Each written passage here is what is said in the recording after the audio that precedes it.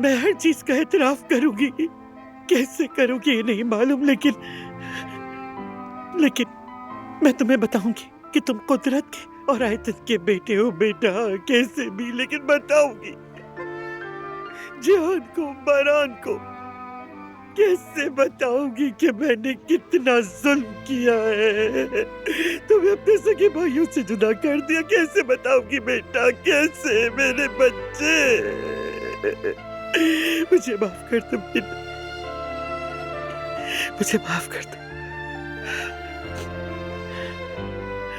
अब कुछ भी हो, मैं सच्चाई बताऊंगी।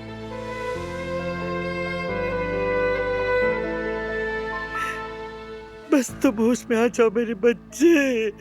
तुम्हारी दादी माँ सब कुछ बर्दाश्त कर लेगी, सब कुछ बताएगी, चाहे मेरी जान ही क्यों ना चली जाए।